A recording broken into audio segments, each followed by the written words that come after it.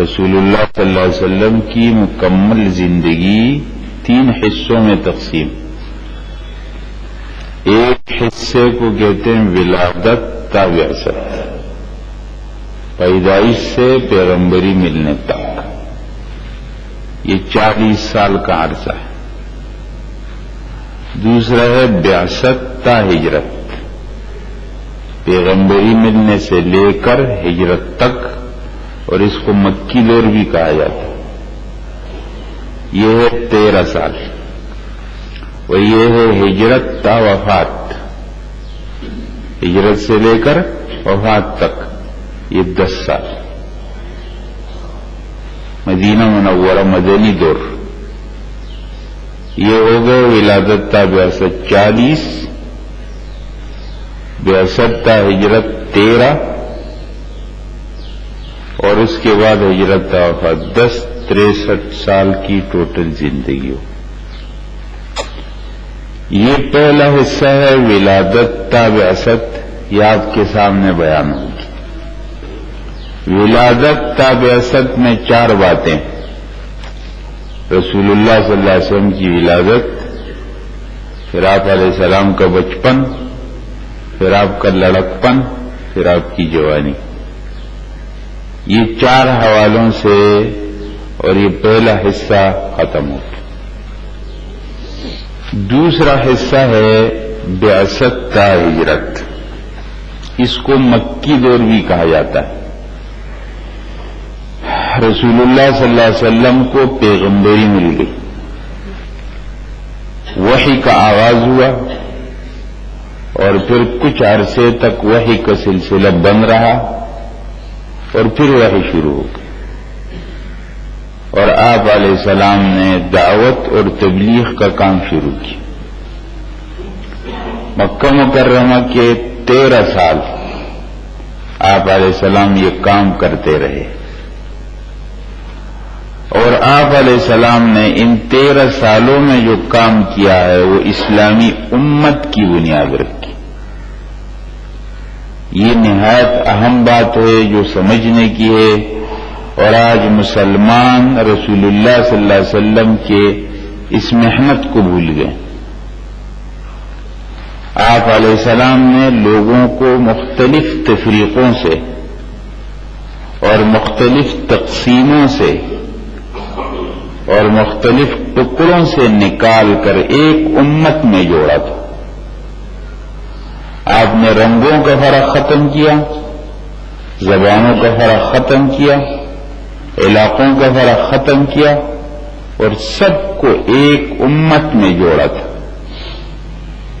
13 سال آپ علیہ السلام امت کی بنیاد رکھتے رہے، اور اس امت میں آپ علیہ السلام لوگوں کو جوڑتے رہے. اس امت کے اندر بڑے بھی، چھوٹے بھی، کالے بھی، گورے بھی، عرب بھی، حبشی بھی، رومی بھی، سب اس میں جڑ گئے. آج امت پھر تقسیموں میں بٹ گئی. علاقوں کی تقسیم ہو گئی، زبانوں کی تقسیم ہو گئی، عرب و عجم کی تقسیم ہو گئی. عرب جب اپنے بات کرتے ہیں تو کہتے ہیں قضیہ امت عربیہ، قضیہ عربیہ. عجم تقسیم. رسول اللہ صلی اللہ علیہ وسلم کے 13 کام امت کی بنیاد ہے حضرات. امت امت امت بن جائے، ساری تقسیمیں اس میں ضم ہو جائیں، ختم ہو جائیں. بس ایک امت ہے، ہم سب ایک.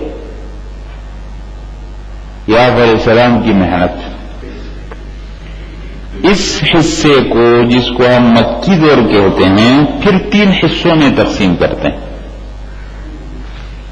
پہلا حصہ مرحلہ آپ علیہ السلام 3 سال تک خفیہ دعوت دیتے رہے.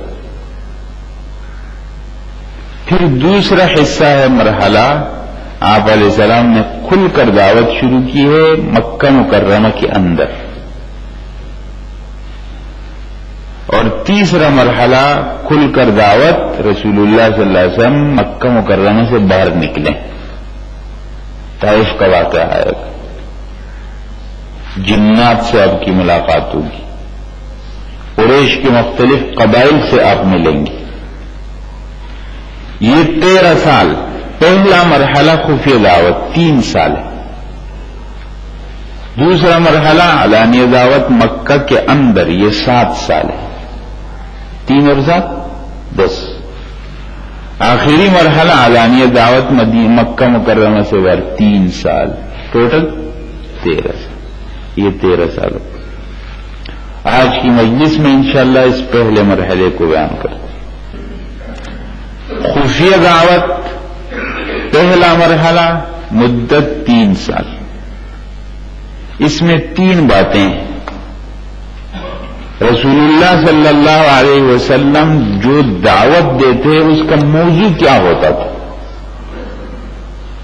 آپ علیہ السلام لوگوں کو کیا بات کرتے تھے؟ ایک. دوسرا، وہ طریقہ کار کیا ہوتا تھا آپ کا جب آپ کسی سے وہ بات کرتے، وہ خاص بات جو ہم ابھی بیان کرتے ہیں، تو آپ کس طرح وہ بات کرتے تھے؟ اور تیسری بات کہ جب آپ نے وہ دعوت دی تو نتیجہ کیا نکلا؟ یہ 3 باتیں. رسول اللہ صلی اللہ علیہ وسلم جب پیغمبر بنے اور آپ کو حکم ہوا کہ آپ لوگوں کو بتائیں، تو 4 بنیادی باتیں. اس دعوت کا موضوع 4 مقاصد ہیں بڑے بڑے، جہاں سے مسلم اور غیر مسلم کا فرق ہوتا ہے. 4 بنیادی باتیں. سب سے پہلے اللہ جل جلالہ کی توحید. اللہ ایک ہے، اکیلے ہیں، اس کے ساتھ شریک کوئی نہیں. وہی عبادت کے لائق، وہی دعا مانگنے کے لائق، وہی سب کچھ کے لائق. آپ نے لوگوں کو یہ بات بتائی، اور یہ بات کس ماحول میں بتائی؟ جب خانہ کعبہ کے اندر 360 بت رکھے ہوئے. یہ ہر آدمی کا کام نہیں ہے کہ کر سکے. لوگ تو آج کہتے ہیں فلانا ٹھیک کام کیوں نہیں کرتے؟ کہتے بس مجبور ہیں، خاندان کی وجہ سے، معاشرے کی وجہ سے، مختلف حوالے دیتے ہیں. حالانکہ کوئی اتنا ہوتا نہیں ہے. اور آپ علیہ السلام اکیلے اور پورے عرب کے مقابلے میں آ رہے اور توحید کا سبق ان کو دے رہے ہیں. ایک اللہ کی توحید. دوسری بات آپ علیہ السلام نے بتائی کہ میں اللہ کا رسول ہوں، محمد صلی اللہ علیہ وسلم اللہ کے رسول. وہ اپنی طرف سے بات نہیں کرتے، وہ جو بات کرتے ہیں اللہ کی طرف سے ان کو وحی آتی ہے. ورنہ محمد صلی اللہ علیہ وسلم نے 40 سال کے عرصے میں کیوں ایسی بات نہیں کی؟ ایک جملہ بتا دو جو آپ نے کہا ہو پہلے سے. 40 سال گزر گئے تو آپ نے ایسا کلام شروع کیا. اگر یہ آپ خود کرتے تو کچھ تو مثالیں مل جاتی ہیں. پہلے آپ نے 10 سال پہلے بھی ایسی بات کوشش کی تھی لوگوں کے سامنے کرنے کی، اور 15 سال پہلے کبھی ایک واقعہ موجود ہوگا. کوئی واقعہ نہیں. تو محمد صلی اللہ علیہ وسلم اللہ کے رسول. تیسری بات، قرآن کریم جو آ رہا ہے یہ اللہ کی کتاب ہے، یہ انسانوں کا نہیں. اگر انسانوں کا ہے تو تم بنا کر کے لیا، تم کو تجربہ بھی ہے. محمد صلی اللہ علیہ وسلم کو تجربہ نہیں. وہ تو شعر و شاعری کے اندر ان کا کبھی تعلق بھی نہیں رہا. اور عرب میں تو ایسے ماہر شاعر کہ وہ شعر بناتے تھے پھر خانہ کعبہ سے لٹکاتے تھے کہ کوئی ہے اس کا مقابلہ کر لے. اتنے ماہر لوگ. محمد صلی اللہ علیہ وسلم شاعری آتی نہیں تھی اور قرآن پڑھ رہے ہیں، اور ایسا کہ لوگ حیران رہ گئے. بڑے سے بڑا سنتا ہے تو حیران رہ جاتا ہے، پگھل جاتا ہے. اور اس کے ساتھ یہ اللہ کی کتاب. تمام انسانوں کو، جنات کو جمع کرو، اس کی طرح لیا، بات ختم. نہیں لا سکے. اور چلو 10 صورتیں لیا، نہیں لا سکے. کہا 1 صورت لیا، نہیں لا سکے. مرنے کے لیے آ گئے میدان، تلوار لے کر آ گئے، 1 صورت نہیں لائے. ورنہ 1 صورت لے آتی بات ختم ہو جاتی. وہ جیت جاتے، محمد صلی اللہ علیہ وسلم چپ ہو جاتے. 1 صورت نہیں لائے.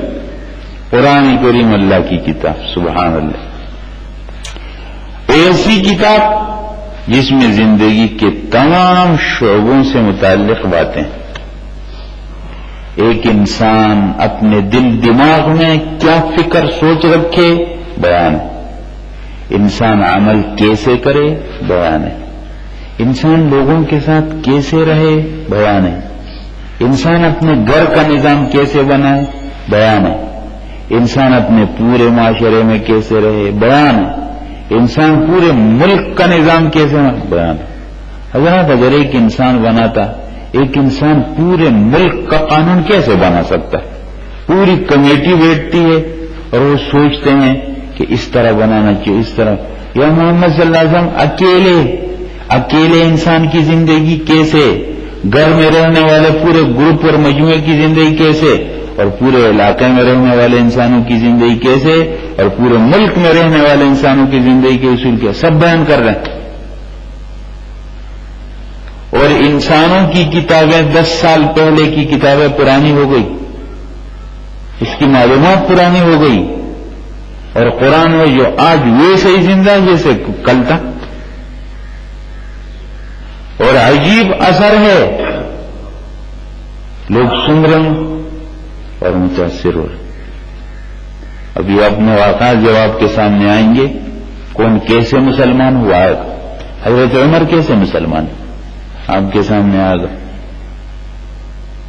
طفیل بن عمر دوسی یمن کا آیا اور اپنے کانوں کے اندر اس نے روئی رکھی، کسی نے سمجھا کہ تم مکہ میں جا رہے ہو، لیکن یہاں ایک جادوگر پیدا ہوا، ایک کلام پڑھتا، لوگ متاثر ہو جاتے ہیں، تو خیال کرنا کہ وہ آپ نہ سنیں، تو کانوں میں روئی دی، اور آپ علیہ السلام قرآن پڑھ رہے ہیں اور وہ سن رہے، روئی ہٹائی، پھر تھوڑی زیادہ ہٹائی، مسلمان ہو گئی۔ ولید بن مغیرہ آپ کے پاس آیا اور آپ سے بات کرنا چاہ رہا تھا، عمر میں بڑا ہے، آپ کو بتیجا کہتا ہے، بتیجے میں آپ سے کچھ بات، اور آپ قرآن پڑھ رہے ہیں، چپ خاموش، اپنے قوم کے بعد کہتے ہیں عجیب کلام ہے، نہ شاعروں کا کلام ہے، نہ کاہنوں کا کلام، نہ جادوگروں کا کلام، عجیب مٹھاس ہے اس کے اندر۔ اور صبح آیا آپ کے پاس، بھتیجے میں آپ کو سمجھانا چاہتا ہوں، آپ نے اس کی پوری بات سنی اور پھر فرمایا کہ آپ کی بات ختم ہو گئی، کہا ہاں، آپ نے سورت شروع کی، حامیم سجدہ، اور چپ خاموش چلا گیا اوپر۔ اپنے قوم کہتا ہے میرا مشورہ مانو تو چھوڑ دو اس کو۔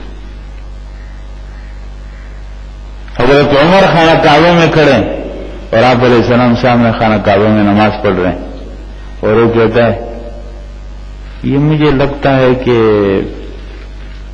شاعر ہے، ابھی اس نے سوچا تھا کہ آپ پڑھ رہے ہیں، فلا اقسم انه لقول رسول کریم وما هو بقول شاعر قلیلا ما تؤمنون، کہتے کاہن آپ، ولا بقول کاہن قلیلا ما تذکرون، یہ سوچ رہے ہیں ادھر سے بول رہے ہیں، تنزیل من رب العالمین، رب العالمین کی طرف سے اتارا ہوا کلام۔ قرآن سنتے تھے اور پھر متاثر ہوتے تھے، آج بھی ہے، سمجھتے بھی نہیں، پھر بھی آپ نے دیکھا حضرات مستقل موضوع ہے، بہرحال اس میں آئے گا بھی الگ۔ بہرحال آپ علیہ السلام کی دعوت تھی قرآن اللہ کی کتاب، اور نمبر 4 آپ علیہ السلام اس بات کی دعوت دیتے تھے کہ آخرت کا ایک دن ہے، یہ تمام انسان ختم ہو جائیں گے، مر جائیں گے، پھر سب کھڑے ہو جائیں گے، اور پھر سب کے اعمال کا حساب کتاب ہوگا، اور سب کے اعمال نوٹ ہو رہے ہیں، اور پھر ان کو ان کے عمل کا بدلہ ملے گا۔ دنیا دار العمل ہے، ایک دار الجزا ہے جہاں اس عمل کا بدلہ ملے۔ آپ علیہ السلام ان 4 باتوں کی دعوت دے رہے تھے، ایک بات۔ دوسری بات، یہ دعوت آپ کیسے دیتے تھے؟ یہ 3 سالوں میں جو خفیہ دور تھا، آپ علیہ السلام بالکل خفیہ طریقے پر کام کرتے تھے، ہر کسی سے بات نہیں کرتے تھے، ہر جگہ بات نہیں کرتے تھے، آدمی کو دیکھتے تھے، جگہ کو دیکھتے تھے۔ اس آدمی سے بات کروں تو کچھ شر پہنچنے کا خطرہ ہے یا نہیں؟ اگر ہے تو نہیں بات کرتے. یہ جگہ بات کروں تو شر پہنچنے کا خطرہ یہاں نہیں کرتے. تو ایک خفیہ جگہ تھی دار ارقم، ابھی آپ کے سامنے آ جائے گا.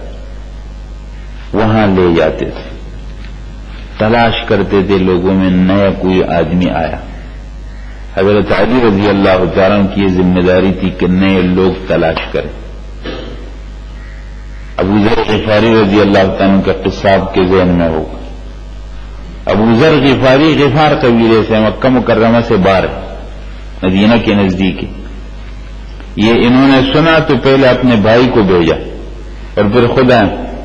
خانہ کعبہ میں ایک رات گزاری، دو گزاری، تیسری رات. حضرت علی رضی اللہ تعالیٰ عنہ دیکھ رہے ہیں کوئی نئے بندہ آیا، لیکن یہ پوچھ نہیں سکتے، وہ پوچھ نہیں سکتے. خفیہ. تو پھر ان سے بات کی کیسے؟ آپ کہاں سے آئے؟ تو انہوں نے کہا آپ کو کیا کام؟ میں کہا آپ کو کوئی کام ہو تو میں آپ کے ساتھ کچھ مدد کر سکتا ہوں، آپ بتائیں. تو ان کو اطمینان ہوا تو پھر بتایا کہ میں اس سے ملنا چاہتا ہوں جو پیغمبر پیدا ہوئے. انہوں نے کہا ٹھیک ہے میرے ساتھ آؤ، میں آگے چلوں گا پیچھے، اور جب مجھے کچھ شک ہو جائے گا تو میں جوتا ٹھیک کرنے کے بہانے سے بیٹھ جاؤں گا، تو تم سیدھے چلتے جاؤ. اور آپ علیہ السلام کے پاس لی. یہ خفیہ دعوت اس انداز میں چلی. نتیجہ اس دعوت کا کیا نکلا؟ سب سے پہلے نمبر پر حضرت خدیجہ رضی اللہ تعالیٰ عنہ ایمان لائی، پھر حضرت علی رضی اللہ تعالیٰ، پھر زید بن حارثہ، یہ اپنے گھر کے افراد ہیں، اور پھر آپ علیہ السلام کی بیٹیاں بھی ہیں. یہ سب پہلے. گھر سے باہر بات نکلی تو سب سے پہلے حضرت ابوبکر رضی اللہ عنہ. یہ بالکل پہلے سابقین اولین، سابقین اولین. حضرت خدیجہ رضی اللہ تعالیٰ عنہ، حضرت علی رضی اللہ عنہ، حضرت زید، حضرت ابوبکر رضی اللہ عنہ جميعا. اور پھر حضرت ابوبکر رضی اللہ تعالیٰ عنہ کی محنت سے حضرت عثمان غنی، عبد الرحمن بن عوف، سعد بن ابی وقاص، طلحہ بن عبید اللہ، زبیر بن العوام، یہ حضرات مسلمان.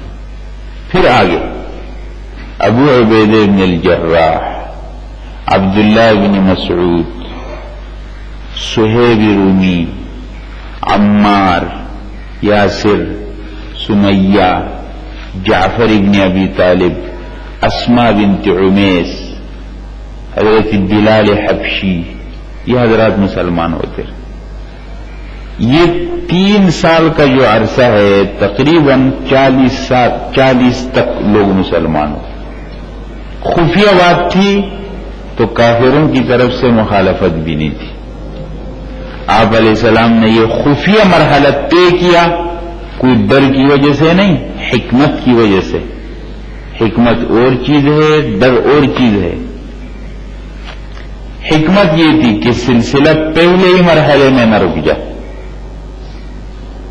آپ علیہ السلام اس سلسلے کو آگے چلا، اللہ کی مخلوق تک یہ پیغام پہنچانا چاہتے تھے. اور اس 40 سال کے عرصے میں ہر قسم کے طبقے سے مسلمان ہوئے. مکہ مکرمہ کے مرد، مکہ مکرمہ کی خواتین، مکہ مکرمہ کے مالدار لوگ، مکہ مکرمہ کے غریب لوگ، سب ایک سلسلے میں جڑ گئے. یہ تأثر نہیں تھا کہ یہ غریب لوگوں کی کچھ تحریک ہے جو مالداروں کے خلاف کھڑے ہوئے. یہ کہ خاص قبیلے کے لوگ ہیں جو کسی خاص قبیلے کے خلاف ایک اور نام سے منظم ہو رہے ہیں. ایسی بات نہیں. اس میں ہر قبیلے کے لوگ تھے، اس میں ہر طبقے کے لوگ تھے، اس میں ہر رنگ کے لوگ تھے. اور آپ علیہ السلام نے ان سب کو ایسا آپس میں ملا دیا، بھائی بھائی بنا دیا کہ فرق بالکل ختم. یہ ہے 3 سال کا وہ عرصہ جو خفیہ آپ علیہ السلام نے کیا ہے. ہر جگہ بات نہیں کی، ایک خاص جگہ مرکز مقرر کیا دار ارقم. حضرت ارقم ایک صحابی ہے، وہ بھی مسلمان ہو. یہ ابو جہل کے قبیلے کے ہیں، یہ مسلمان ہو گئے. صفا کے پاس ان کی جگہ تھی، وہ آپ علیہ السلام نے مقرر کی.